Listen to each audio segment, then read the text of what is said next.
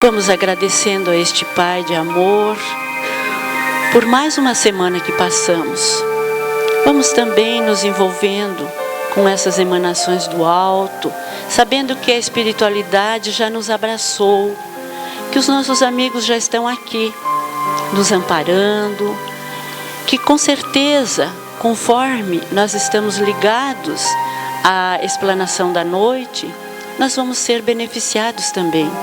E também vamos aprender, como falou na leitura de hoje, o grande aprendizado. É por isso que estamos aqui, Senhor. Por isso te pedimos, acentua em nós esta vontade de cada vez mais aprendermos, porque é através da instrução que nós vamos progredir, não só materialmente, mas espiritualmente, que é o mais importante. Também pedimos, Senhor, que nos envolva de paz, envolva todos nós e que Jesus esteja conosco nessa hora. Que assim seja. Hoje nós temos o nosso irmão que veio de Curitiba, Márcio Cruz, que vai nos falar de um tema bem importante, o amor como solução. Que Jesus nos abençoe, que possamos realmente aproveitar.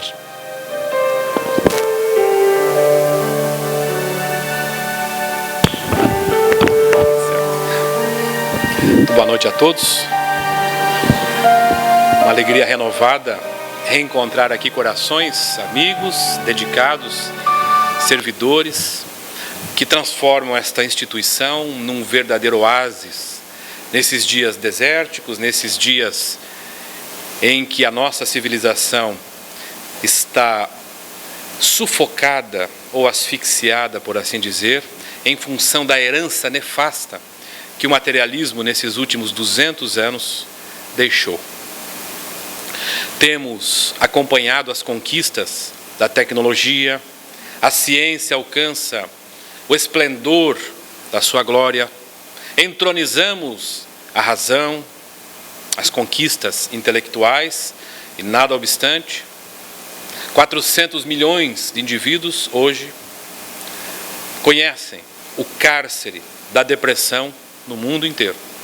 O Brasil lidera o ranking dos depressivos em nosso planeta, transformando-se no maior consumidor de fluoxetina, de Rivotril.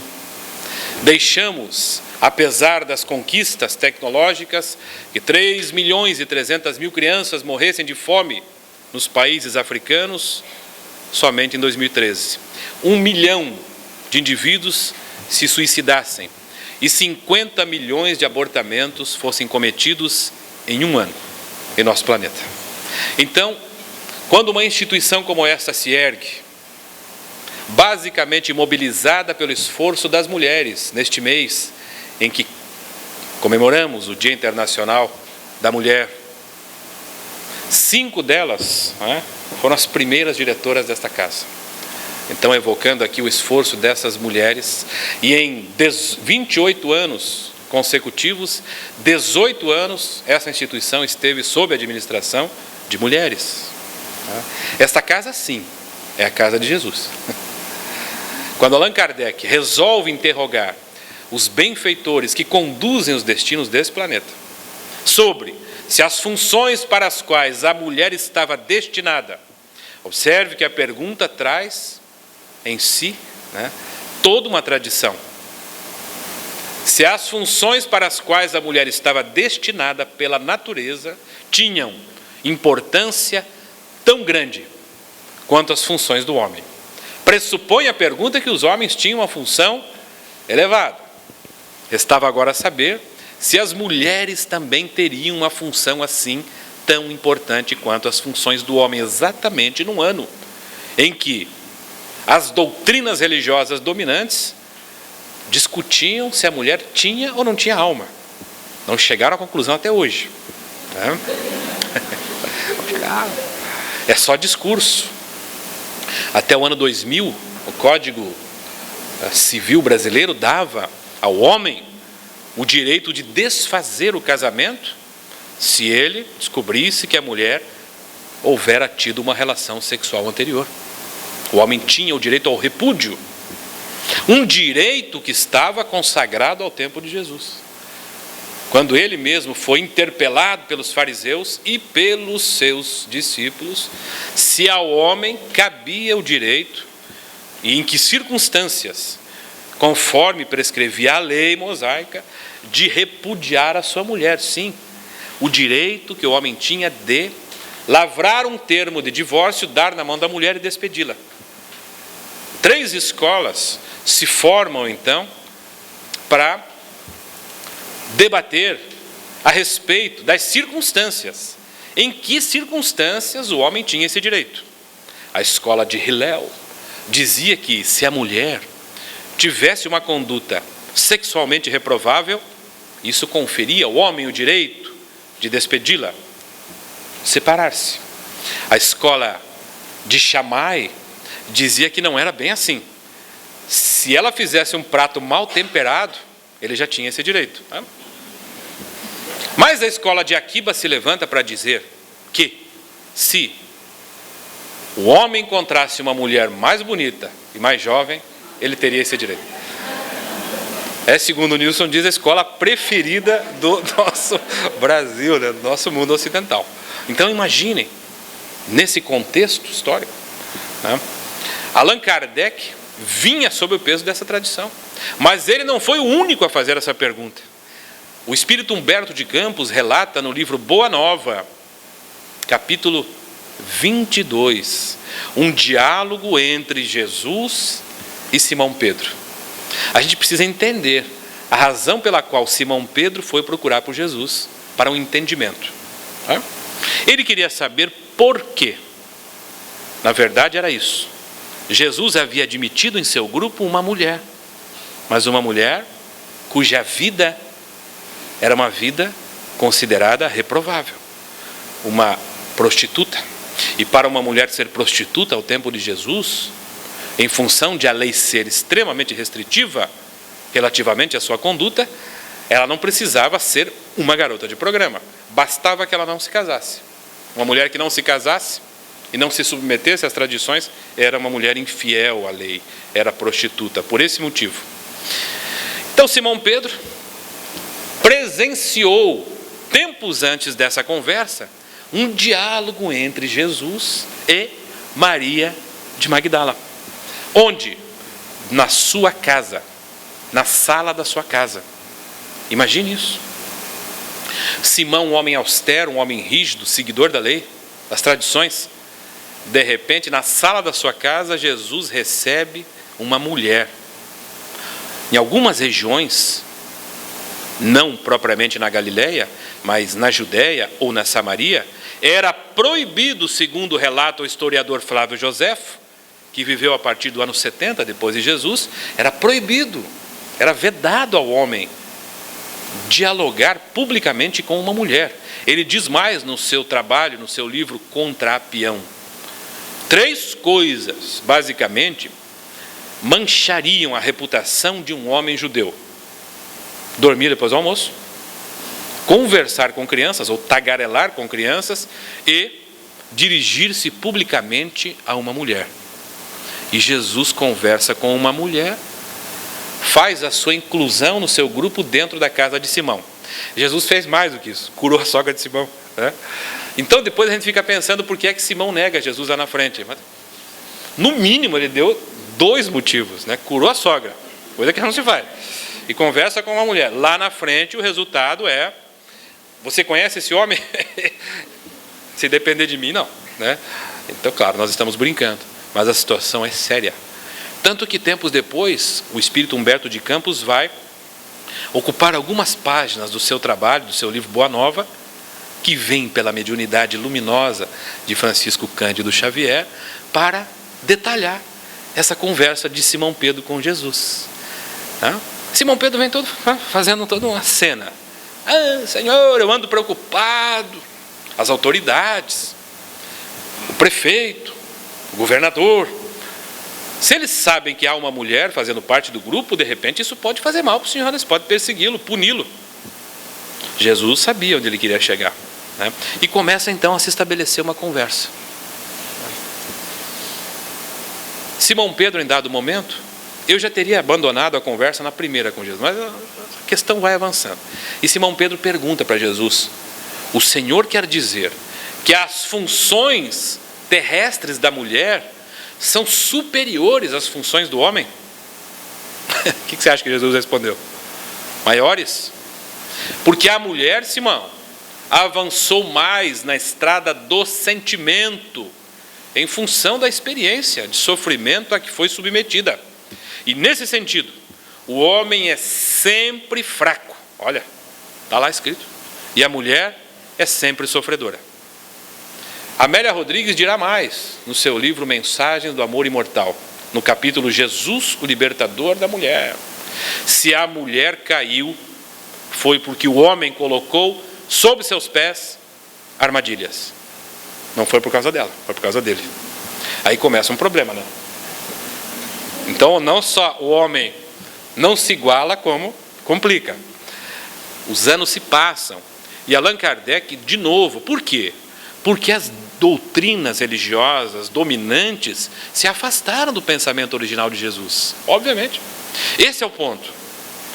Nós falamos da marginalização e da homofobia. Nós falamos da marginalização por conta da raça, por conta do credo religioso, mas ninguém foi tão discriminado quanto a mulher ao longo da história. Ninguém. Nos últimos 30 anos, 115 milhões de mulheres foram mutiladas na África, na Índia, em países do Oriente Médio. Segundo a Organização das Nações Unidas, até o ano 2030, mais 80 milhões de mulheres serão mutiladas.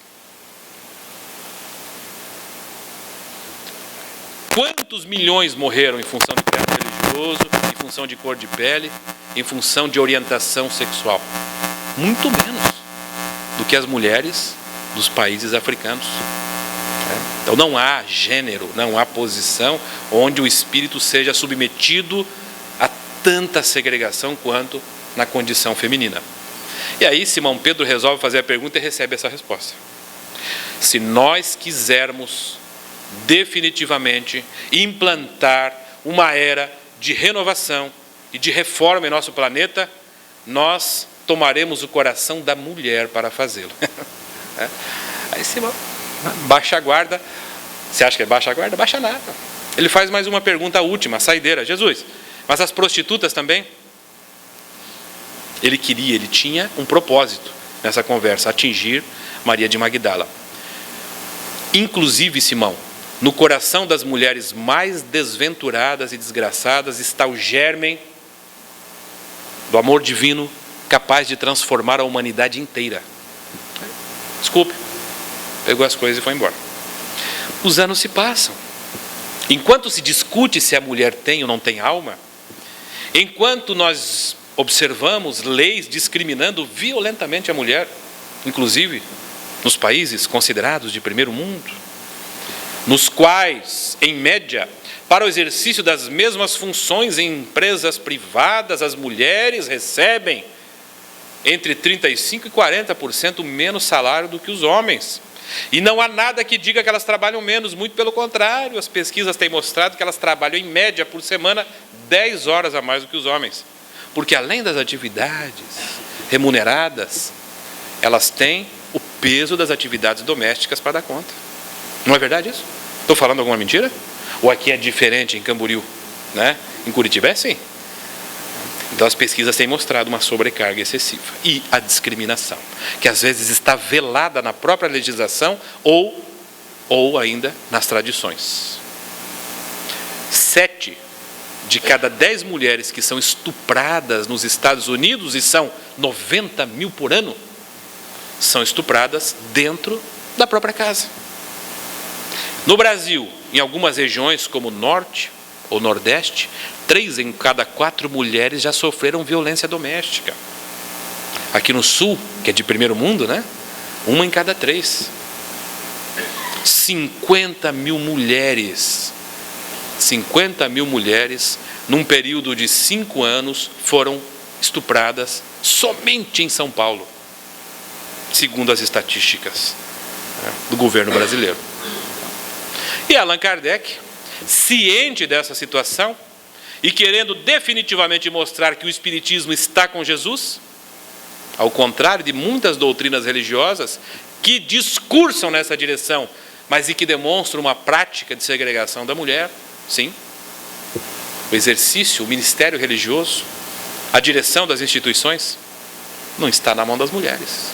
Mas quando nós vemos as casas se levantando com a contribuição exclusiva de 5 mulheres, 5 mulheres. Eu não me lembro o nome de todas, eu sei que tinha lá Dona Erna, Dona Erundina, Dona Judite, Dona Mabile, tinha mais uma lá, cujo nome não me lembro. 5 mulheres, formando a primeira diretoria da instituição em 77. Deixando esse contributo para a comunidade de Balneário Camboriú.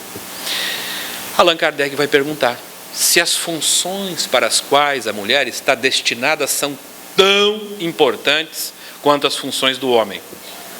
E os benfeitores que conduzem os destinos da humanidade, agora é a hora de sabermos se o Espiritismo está ou não com Jesus. Respondem o seguinte: sim, e maiores.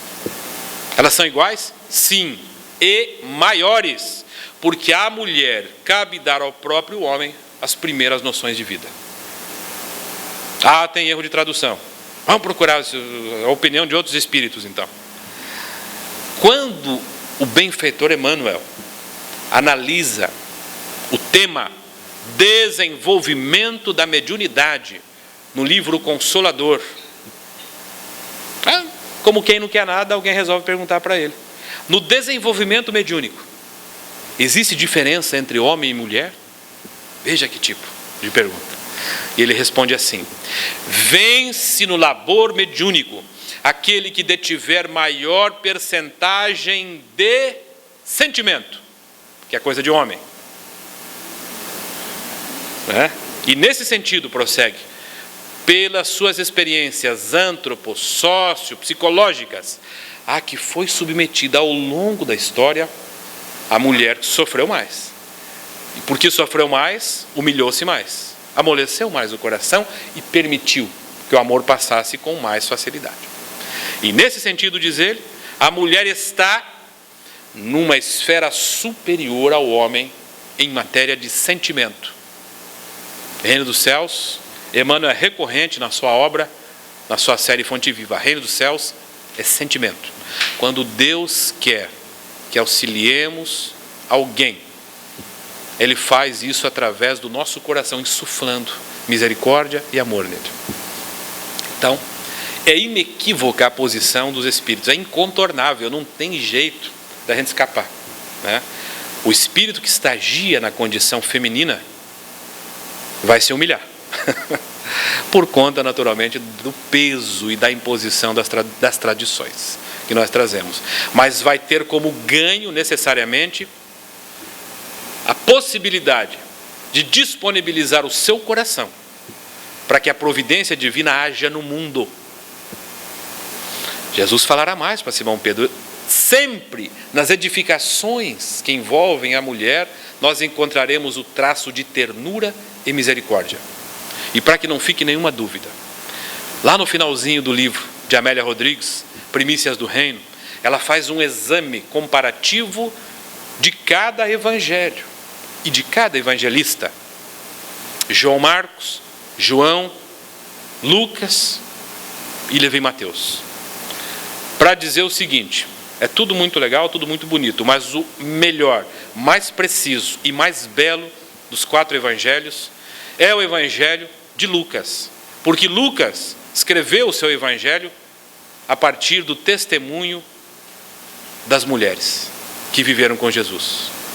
Todas aquelas mulheres que acompanharam Jesus, Susana, Joana, Maria de Betânia, Marta de Betânia, sua mãe Maria, Maria de Magdala, Berenice ou Verônica, todas essas mulheres foram entrevistadas por Lucas. E Lucas, então, passa a trazer um Jesus visto pelo olhar das mulheres. Daí porque o seu evangelho será considerado o evangelho da misericórdia e da ternura. Há dúvida sobre isso? Não, né? Então, feita a nossa homenagem inicial ao esforço dessas mulheres, né, nós pedimos permissão e inspiração a esse grupo pioneiro dessa instituição, que representa, sim, né, não só no discurso, mas na prática, Jesus, né, nesses dias conturbados que vivemos, dias de asfixia, dias de materialismo, dias de muitas contradições, nós propomos aqui hoje uma reflexão em torno de um tema de uma mulher, obviamente, né, do livro Atitudes Renovadas, num capítulo intitulado Afetividade Conflitiva, que está dentro dessa proposta de falar de amor como solução. Para começar a conversa, Joana de Ângeles faz um exame da afetividade, dizendo o seguinte: a busca da afetividade constitui-se numa ansiosa necessidade de intercâmbio e relacionamento entre as criaturas humanas ainda imaturas. Aí já me deixou o cabelo em pé. Espera aí. Eu preciso da afetividade, estou em busca dela, mas quando eu busco essa afetividade através, né, da ansiedade e do intercâmbio no relacionamento com as pessoas, ela é imatura. Vamos seguir. Acreditam aqueles que assim procedem, que somente através do outro é possível experimentar a afeição, recebendo-a e doando-a. Como decorrência, diz ela, as pessoas que se sentem solitárias atormentam-se na incessante inquietação de que somente sentirão segurança e paz quando encontrarem outra pessoa que se lhes constitua o suporte afetivo. Deu para entender isso? Eu só serei feliz, estarei bem, quando uma pessoa me amar, quando eu tiver alguém comigo. E ela diz que isso, né, é uma emboscada. Bom, ok. Vamos deixar essa reflexão aqui e vamos pensar no seguinte: é ponto pacífico entre os benfeitores, os principais deles, de que todos nós precisamos de amor e de afeto para a nossa sobrevivência psíquica. Nós já mencionamos aqui, numa oportunidade, meses atrás, as pesquisas realizadas pelo extraordinário psiquiatra austríaco-judeu René Spitz, que dá conta, no ano de 1958, quando ele publica o seu trabalho, o primeiro ano de vida, investigando a psicogênese dos transtornos de comportamento que vão ressumar, por assim dizer, na idade adulta. Por que as pessoas crescem ciumentas, possessivas, solitárias, tímidas, depressivas, com baixo desenvolvimento cognitivo? Onde estão as causas psicológicas disso? Ele dedica o seu trabalho de décadas a investigar a relação das crianças com as suas figuras parentais. Ou seja, a mãe, o pai, avô, tia, quem estivesse ali presente ocupando esse papel de influência decisiva na formação da personalidade de uma criança. Então são duas instituições: a creche do presídio feminino e um orfanato onde as crianças todas não tinham a presença da mãe. 78 crianças, né, lá no orfanato, sem a presença da mãe, e mais ou menos o mesmo número na creche do presídio. E há um surto de sarampo. Nada de diferente até então, quando ocorre um surto de sarampo. As crianças que não tinham a presença da mãe, das 75, 23 morrem. E as crianças que eram atendidas pelas mães presidiárias, que davam de mamar, brincavam com elas, as crianças eram elétricas e eufóricas, subiam na mesa, quebravam vidro, quebravam lustre. Normal. Nenhuma morreu. Então aquilo chamou a atenção do pesquisador. Ao final de 2 anos e meio de pesquisas, ele descobre o seguinte: as crianças que não tinham a presença da mãe, aos 2 anos e meio, não comiam sozinhas a papinha, usavam fralda e tinham uma limitação no desenvolvimento cognitivo. O QI delas era de 75 no máximo. Mas as crianças das mães presidiárias, que eram amamentadas, com as quais elas brincavam e, segundo ele, eram motivo de euforia de toda a equipe de trabalho, da creche tinham um QI de 105. Todas se alimentavam sozinhas aos 2 anos e meio e nenhuma usava fralda. Então, surge a primeira escola da psicologia moderna que afirma, com veemência, baseada em dados, de forma contundente, que a primeira grande fome da criatura humana, tanto quanto ela tem fome de comida, tanto quanto ela tem fome e necessidade de respirar, de tomar água, é a fome de amor. 1958, segundo semestre. No primeiro semestre, lá em Uberaba, é publicado, no dia 16 de abril, o livro Evolução em 2 Mundos, da psicografia de Chico Xavier, um livro de cabeceira dos espíritas do Brasil. Mentira, né? Quem lê? Ninguém dá bola para o livro, é difícil. Mas a segunda parte do livro é feita de perguntas e respostas que aplicam os conceitos da primeira parte. Se não der para encarar a primeira parte, pulem para a segunda. A segunda parte é uma beleza. Porque André Luiz responde problemas do cotidiano. Por exemplo, a mulher que cometeu abortamento delituoso, como é que ela faz para se recuperar na mesma existência? Olha, isso é um problema. Considerando que o mundo faz 50 milhões de abortamentos, eu imagino que haja uma população considerável interessada em saber as repercussões espirituais, do ato delituoso. Mas a primeira pergunta dessa segunda parte é bem curiosa. O que comem os mortos? Do que se alimentam os espíritos? É aí que a gente vê a dimensão consoladora do espiritismo. Então, do que se alimentam os espíritos? E André Luiz, que na sua última encarnação foi um neurocirurgião carioca, portanto credenciadíssimo a prosseguir nas suas pesquisas fora do corpo, responde assim, pela psicografia, então, de Valdo Vieira, essa segunda parte da obra. Os espíritos em crise dessa ordem, diz ele, que precisam mesmo de costela, de picanha, de comida pesada, são conduzidos pelos agentes da bondade divina. Essa parte da costela não está lá, mas a gente imagina que a crise seja... De tempos em tempos tem uma crise, essa era a crise da época. São conduzidos pelos agentes da bondade divina aos centros de reeducação alimentar, onde recebem em porções adequadas, olha só como é consolador, alimentação semelhante à da terra.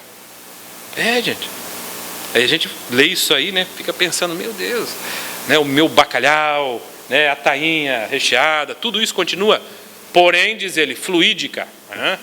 Aí vem o balde d'água fria, tipo quinor mesmo, quinor de marisco, até que sejam conduzidos a outros planos, onde a sustentação dos espíritos se faz basicamente através de duas fontes.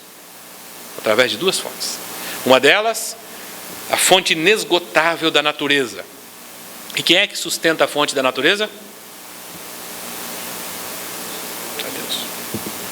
E outra, diz ele, através do intercâmbio e das projeções magnéticas trocadas, entre aqueles que se amam. Mais importante do que o nutricionista do mundo possa avaliar, aquilatar ou imaginar. A troca magnética entre as pessoas que se amam é responsável pela ideal euforia orgânica e mental da criatura. Daí porque, conclui, todos têm necessidade de dar e de receber amor, a fim de que se lhe mantenha o equilíbrio orgânico e espiritual. Então nós falávamos na outra oportunidade que nós sabemos quando um filho está apaixonado, ou quando uma filha está apaixonada. Sabemos ou não sabemos? Como é que fica? Fica triste, acabrunhado, passa o dia inteiro comendo chocolate, aquela loucura. Não. Come nada, dá risada à toa, fica vermelho, fica horas no WhatsApp, nosso tempo é telefone, O que você comeu hoje? Um alface, mas que lindo. Vai comer, menino, vai comer, menina. E a gente já passou por isso. Isso é errado? Não, isso é doutrinário. Agora vocês têm sustentação. Jovens, atenção. Está lá no André Luiz, que isso gera uma euforia orgânica, ideal, porque nós estamos sendo nutridos por um alimento do qual temos necessidade vital, que é o alimento da afetividade. Não bastasse a opinião de André Luiz, nós vamos encontrar Joana de Ângeles publicando em 1999 o seu trabalho, Amor Imbatível, o Amor, para lá no finalzinho da obra, dizer o seguinte, no capítulo Amor Terapia: a criatura humana, o ser humano, porque portador de mais amplas possibilidades nervosas de captação, nós temos mais terminais nervosos do que qualquer outro animal, pode-se afirmar com segurança, diz ela, vive em função do amor, ou desorganiza-se em razão da ausência do amor. Joana de Ângeles tem credibilidade aqui? Olha, se não tiver, eu vou embora já. Ela está afirmando isso. Vamos encontrar Allan Kardec. Questão 967, antecipando-se 100 anos às conquistas, como sempre. Em várias questões, as principais questões da humanidade estão lá no Livro dos Espíritos. Quando se fala de autoconhecimento, eu me lembro muito bem, a ciência acadêmica, comemorando, segundo os registros históricos, a descoberta dos pesquisadores californianos, Joseph Luft, Harrington Ingham, a janela de Johari. Agora tem uma ferramenta de autoconhecimento no mercado, administradores passam a usar, psicólogos. Então, os anos 80, 90, trazem essa ferramenta, as janelas da personalidade. O que significa isso? Se uma pessoa quer me conhecer, ou se eu quero me fazer conhecer, quero ter autoconhecimento, eu preciso analisar algumas partes da minha personalidade, porque há coisas em mim que eu conheço, mas os outros não conhecem. São coisas secretas. Há coisas em mim que eu não vejo que os outros não veem, mas há coisas em mim que eu vejo e os outros veem, e há outras que eu não vejo e os outros estão vendo. É isso? Quando as pessoas começam a dizer para mim, e são muitas às vezes, Márcio, você está gritando demais com as pessoas, está meio grosseiro. 20, 30 falam isso. Aí eu venho para o Centro Espírita, eu coloco o nome delas no livro Desobsessão, no caderno de radiação. Gente obsidiada, estão dizendo que eu sou grosseiro, estão dizendo que eu sou monopolizador. O que você acha? Essas pessoas estão erradas? Eu estou certo? Bom, a janela de Johari vai apresentar então essa teoria. Daí surgem os instrumentos para a pessoa se conhecer. Olha, quando você está num grupo, pergunte para as pessoas, como é que elas estão te vendo, é o feedback. Tá? Que beleza. Aí nós vamos lá no Livro dos Espíritos. Item 919A. Aliás, uma pergunta mutilada, eu acho que inconscientemente mutilada pela maioria de nós espíritas. A pergunta não, a resposta. Qual é o meio mais prático da pessoa avançar e resistir ao mal? A gente conhece a resposta. Um sábio da antiguidade já vos disse: conhece-te a ti mesmo. Não é isso? E daí nós aprendemos a resposta, quase que decoramos esse mantra, No final do dia eu fazia um balanço. Quem dá a resposta? É o Espírito Santo Agostinho. Eu fazia um balanço das ocorrências. Fiz mal a alguém, prejudiquei alguém. Se fosse a minha sogra fazendo no meu lugar, teria mais valor ou menos valor a minha atitude? Se tem menos valor, então estou sendo injusto, porque não há 2 pesos e 2 medidas. E a gente vai parando por aí, faz o balanço diário e esquece o resto. É muito mais importante até do que o primeiro. Porque a primeira parte da pergunta, aliás, da resposta, diz respeito a uma análise, a um exame de autoconhecimento feito no travesseiro, ou no chuveiro, em isolamento. Mas o que vem depois é de uma coragem, Pergunte aos amigos. Aí ele começa. Pergunte aos amigos. Então imagine a situação, no final de ano, naquele jantar de Natal, que às vezes é um tédio danado, E a gente começa a perguntar para os filhos, para a esposa, para a sogra, para os sogros, para o pai, para a mãe: eu fui este ano um bom pai? E deixa o povo responder. Mas não vai dar certo, vai ter muita pedrada. Vai ter mesmo, a gente não está acostumado a fazer isso. Mas é só no primeiro ano. Lá pelo 10º a gente já está afinado. O que eu tenho para melhorar este ano? Fui um bom filho? Fui o filho que vocês esperavam? Santo Agostinho está dizendo, pergunte aos amigos. Todavia, os amigos nem sempre falam a verdade. É assim mesmo, professor. A gente não tem coragem às vezes. Quando alguém pergunta, né? Não, mas é assim mesmo, acho que você não tem sangue de barata, né? Não se preocupe, toma um passe lá que resolve, ó. Vou perder o amigo? Na dúvida, diz ele, pergunte aos inimigos. Porque eles, frequentemente, não terão motivo nenhum para esconder a verdade. Vão falar mesmo. Tem inimigo, gente? Então agradeça. Porque eles completam o ciclo do autoconhecimento. Aí Santo Agostinho complementa, né? Não é à toa que Deus coloca com frequência os inimigos em nosso caminho. Porque eles são nossos espelhos. A resposta que eles nos dão é relativa ao estímulo que nós provocamos. Que a gente passa, então, a pergunta, se tiver muito inimigo, melhor ainda. Porque daí eu pergunto para todos. E se a resposta for a mesma, gente, presta atenção, hein? Pode ser que tenha verdade nisso. Então, juntando o que dizem os adversários, e os adversários dizem, nós os encontramos, né, na nossa atividade profissional, na pauta das relações familiares, na vida social, até no centro espírita às vezes acontece. Não é frequente, mas pode acontecer, né?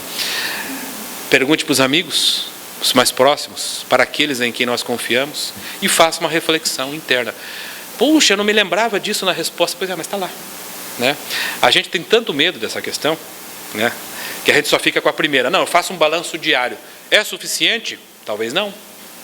Talvez a gente crie mecanismos de racionalização. Eu agi assim, mas eu tinha que agir mesmo. Afinal de contas, eu não posso ser covarde. Mas pergunte para o outro se ele concorda. Pergunte para os outros se eles acham a mesma coisa. Então é uma resposta de uma profundidade que a ciência acadêmica só foi compreender 100 anos depois. Bom, a questão da afetividade. Lá no item 967, Allan Kardec, quarta parte, a última de O Livro dos Espíritos, quase acabando a obra, em que constitui, ou melhor, em que se constitui a felicidade nos mundos celestiais. Mundo do Sérgio Moro, né? Não no nosso. No mundo celestial. No mundo onde predomina o bem. No mundo onde predomina a felicidade. Em que se constitui essa felicidade? E ele começa a responder. Eu não sei qual é o espírito que responde, não está lá o nome dele, mas a resposta começa assim: em não sentirem os espíritos que habitam esses mundos, que não é o nosso, porque a felicidade não é deste mundo. Não? Nem dá para ser. Ela se constitui em os espíritos que a habitam não sentirem ódio, nem inveja, nem ciúme, ficou longe, né? Nenhuma das paixões que causam a desgraça da criatura humana. Ponto. E o que vem agora? O amor que une esses espíritos é para eles a fonte da felicidade suprema. Amor que une. Ao contrário disso, nós temos no nosso mundo a indiferença que afasta. Não é nem o ódio, não são as guerras, é a indiferença que é filha do egoísmo, que paralisa o amor de Deus, que faz com que nós tenhamos uma civilização doente. Qualquer um que chegue hoje aqui de Júpiter, de Marte, de Saturno, esse planeta mais perto aqui da gente, né, os vizinhos, e tire um relatório, uma foto, né, e faça um exame desse relatório, vai concluir que o nosso planeta está doente, que a nossa civilização está doente. Deixamos pessoas morrerem de fome, crianças, gente, que precisam da nossa proteção.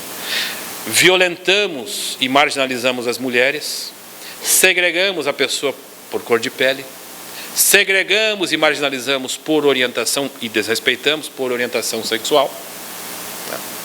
Nós deixamos 130 mil pessoas morrerem de frio no sul do Brasil nos últimos 10 anos. Eu nem sabia. Do que nós sabemos? Nós estamos preocupados com o quê? Isso não nos diz respeito. Somos indiferentes. É isso que caracteriza a nossa civilização. E esse é o grande problema que nós vivemos hoje. Se nós precisamos de amor, e se o amor não está circulando entre nós, adivinha o que vai acontecer? Se eu preciso e não estou encontrando, eu vou atrás dele. Só que ao ir atrás dele, eu me torno possessivo, ciumento, eu me torno violento e agressivo, a ponto de invadir o muro, pular o muro do outro, invadir a casa do outro, para me fazer visto e reconhecido. Olha só o que diz Joana de Ângeles no livro Dimensões da Verdade, publicado em 1965. A preocupação do planeta. O Paraná, por exemplo, tinha 2 milhões de indivíduos em 1960. Logo depois, 4 milhões e 100 mil habitantes, 10 anos depois. O mundo inteiro viveu o fenômeno da explosão populacional. Levaram uma pergunta para Joana de Ângeles, claro, porque ela era objeto central das preocupações de administradores, sociólogos, psicólogos, políticos no mundo inteiro. Vai faltar feijão para todo mundo. A população cresceu. Óbvio, são 22 bilhões de espíritos aqui no nosso planeta, segundo informação de Emmanuel no livro Roteiros. 22 bilhões de espíritos. O povo começa a encarnar. Há uma necessidade urgente de encarnar, né, e ficar ou não. A agenda que ocupa hoje o mundo espiritual é a tal da transição planetária. De décadas para cá, milhões, bilhões de espíritos reencarnaram. E vimos aí, né, um avultamento populacional. Então, vai faltar comida. Levaram a pergunta para Joana de Ângeles, como levaram essa pergunta para outros espíritos. Sabe o que ela respondeu? Tão preocupado com a população, né? Ela sempre esteve aí. Há fome no mundo? Vai faltar comida? Pode até ser. Mas a maior expressão de fome que nós temos no mundo, hoje, mais do que ontem, sabe qual é? É a fome de amor. É por fome de amor que nós temos visto os índices de criminalidade e violência atingirem patamares inimagináveis. É por fome de amor, não é por fome de comida. É isso que está tornando a nossa uma civilização violenta, agressiva, colocando os índices de criminalidade de cidades como Curitiba, São Paulo, Rio de Janeiro, até Foz do Iguaçu, entre os primeiros no mundo, concentrando 40% da violência, dos homicídios do planeta todo, 40%, na América do Sul. Colocando 11 cidades brasileiras como as 40, entre as 40 mais violentas de todo o planeta. Por fome de amor. Quando nós vemos as autoridades públicas investindo em segurança, monitoramento, polícia, mais polícia, outra polícia, por tudo que é lado. E ninguém fala da necessidade de resgatarmos a gentileza, o prazer em dialogar, de ensinarmos as nossas crianças a conversarem com estranhos, que era difícil, né? Parece uma coisa de outro mundo. Não fale com estranho, não converse com aquele careca, olha aquele homem, olha aquela mulher. Então fica todo mundo ensinando a não se conversar. Isso não era assim no seu tempo, nem no meu tempo, nem no seu tempo, né? Muito menos no seu tempo, né? Nós conversávamos com qualquer um e de repente surge a nossa geração compreendendo ou entendendo que o mundo é uma ameaça e ensina as crianças a não falarem com ninguém. Ai daquele que corte o silêncio lá no 18º andar do elevador, né? Depois está pressionado, eu preciso dar um oi para alguém. Não, fizer isso em Curitiba é preso na hora. É assédio. Aí inventaram aquelas televisões, a bolsa de valores, o dólar, tudo coisa muito importante, enquanto o outro aqui do lado é a indiferença. Vamos ao shopping center, lotados, abarrotados de pessoas nos finais de semana de chuva. Viu alguém lá? Não, rapaz, não vi ninguém. Me sinto tão sozinho, me sinto tão sozinha, né? Deixa eu tomar minha fluoxetina e dormir. Quantas contradições, gente. Quantas emboscadas foram criadas pela indiferença e pelo egoísmo. Não é por outra razão que os benfeitores então se levantam para dizer o seguinte: se há um câncer da nossa civilização, monstro devorador de todas as inteligências e causa de toda a infelicidade na Terra, Emmanuel está dizendo isso, do Evangelho segundo o Espiritismo, item 11, do capítulo 11. Esse monstro é o egoísmo, cujo filho preferido é a indiferença. Então o que Joana está dizendo aqui? Nós precisamos da afetividade. No entanto, nós estamos buscando preencher a nossa necessidade no outro. Dá para entender isso? Agora eu vou trazer alguns conceitos de alguns livros. São assim, pontuais. Evangelho de João, carta de Paulo. Os dois. Não vamos nem muito longe. Primeiro conceito. No primeiro capítulo do Evangelho de João. Deus é amor. Logo depois ele diz: aquele que ama está em Deus e Deus está nele.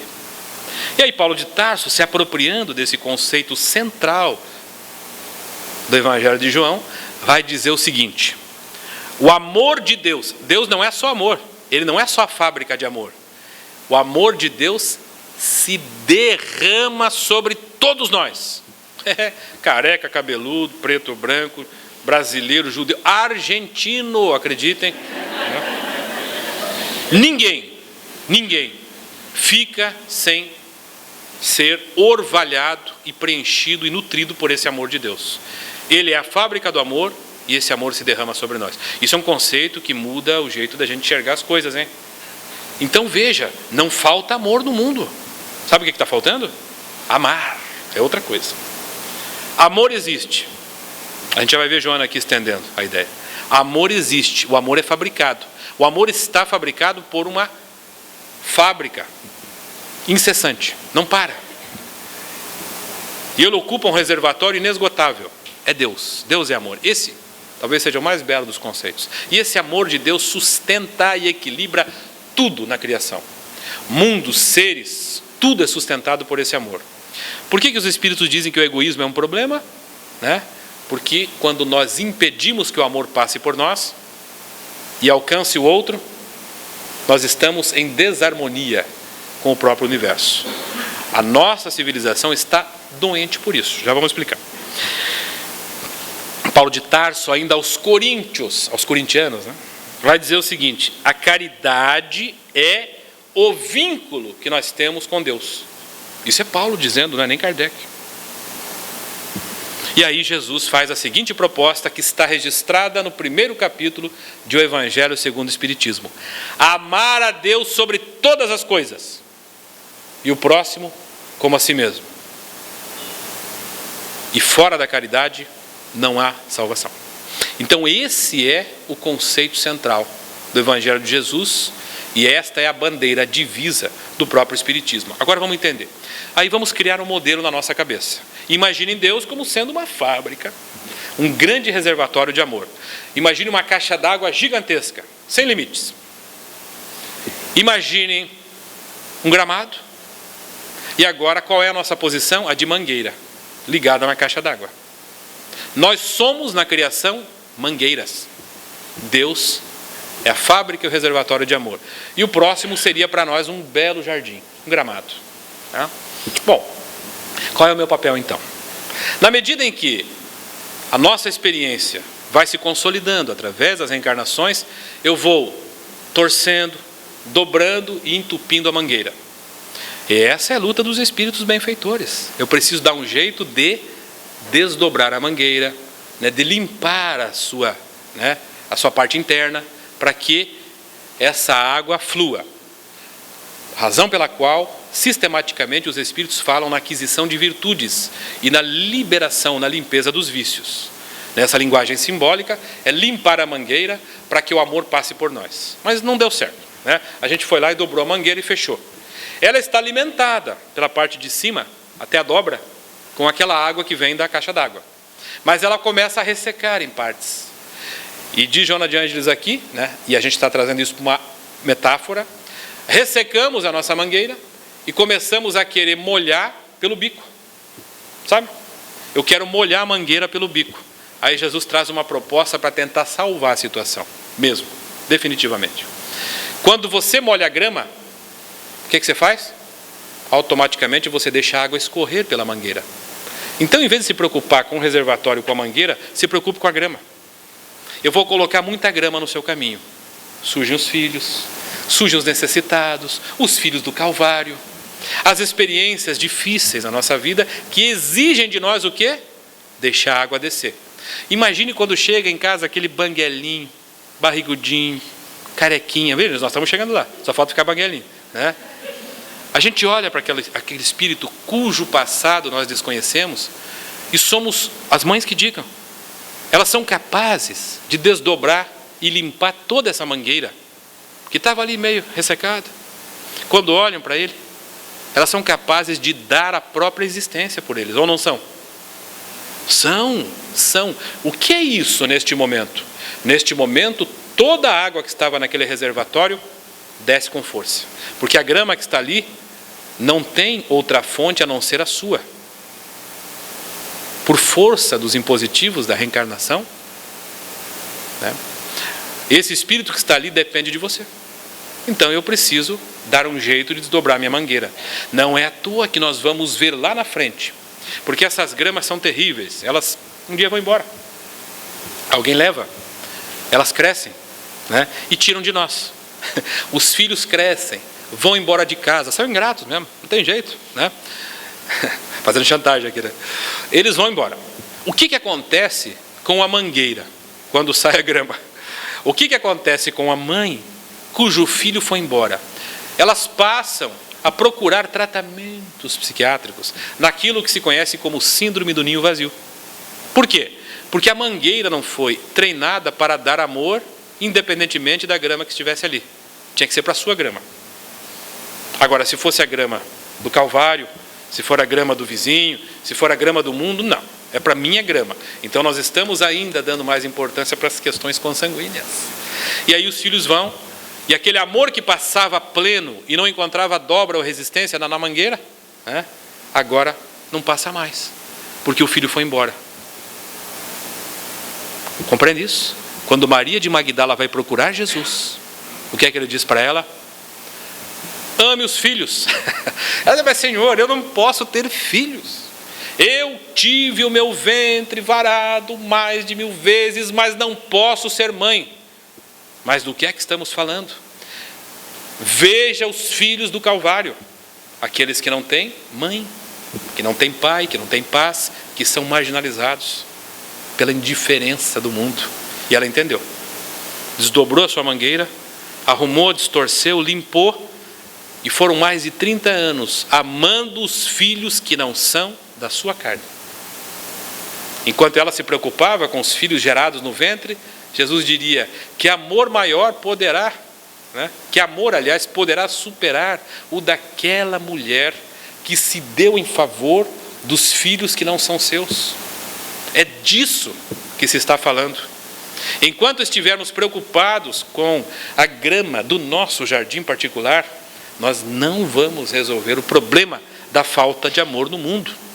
Os espíritas, em particular, estão sendo convocados. Aliás, a última mensagem do benfeitor Bezerra de Menezes, no ano passado, em novembro, lá em Brasília, no Conselho Federativo Nacional, diz o seguinte: aqueles que, não é para pôr medo não, porque ela foi feita só para os dirigentes, não foi para todo mundo, é para problema dos dirigentes, né?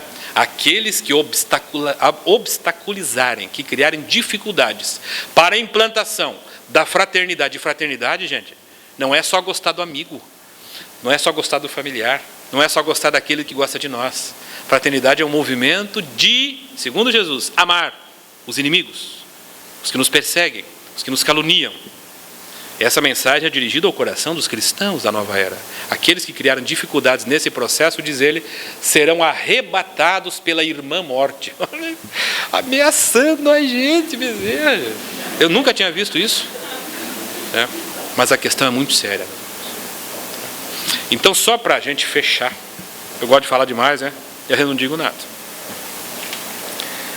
Faz-se imprescindível desenvolver, Joana de Ângeles ainda, no seu livro Atitudes Renovadas, faz-se imprescindível desenvolver a capacidade de amar, porque o amor é aprendido também. Ele se encontra na criatura, em decorrência da afeição divina, daquela caixa d'água.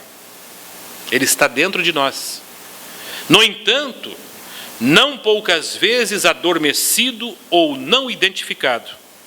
Deve ser trabalhado. Olha a dica, anotem aí então. Ele deve ser trabalhado mediante as experiências da fraternidade, do respeito e da amizade. Olha, se a gente conseguir isso só isso. Aí pela rua, o gari limpando, respeito, fraternidade, amizade. O cobrador do ônibus, a atendente do banco, o dirigente do centro espírita, o nosso chefe. Todos são credores do respeito, da amizade e da fraternidade. Isso é uma maneira de nós aprendermos a desdobrar a mangueira e permitir que o amor passe por nós. Porque quando o amor passa por nós, nós estamos plenos de sentido existencial. Por isso que quando a grama é retirada, os filhos vão embora, a gente perde o sentido e a alegria de viver. Acaba a cor, acaba a euforia. E o que nós fazemos então? E aqui ela sugere o exercício da fraternidade e do respeito, inclusive para aqueles que não são da nossa carne. Desse modo, diz ela, estou dando um pulo enorme aqui, a única alternativa de significado na existência é a conquista do amor. Mas não do amor que está lá no outro, do amor divino. Para que eu me torne um fornecedor e não uma pessoa carente, chata e insegura, que vive perturbando a cabeça dos outros em busca de amor. Porque é um risco, gente. Não que seja errado, mas é um risco enorme. Porque as pessoas se cansam de nós e um dia vão embora. E se a minha vida toda, o meu projeto de felicidade, de sentido existencial está ancorado no outro, que segurança eu tenho? Se um dia o outro vai embora? Seja porque nos abandona, ou seja, pelos impositivos da própria morte. Mas Márcio, é errado então a gente namorar? Não, é muito certo. É ali que a gente aprende. Mas agora, é um equívoco achar que o outro é uma fonte inesgotável e permanente de nutrição afetiva para nós, porque não é. As pessoas não têm obrigação para conosco. Mesmo que assine um contrato de casamento. A gente sabe que não é bem assim. Então, que nós comecemos a identificar no amor divino a fonte permanente e inexaurível do amor que dá sentido existencial pleno. Prossegue Joana. Observe então em derredor e verá outros corações em carência, à semelhança sua, que necessitam de oportunidades afetivas, de bondade fraternal. Exercite com eles o intercâmbio fraterno, sem exigências, não lhes transferindo as inseguranças e fragilidades que lhes sejam habituais.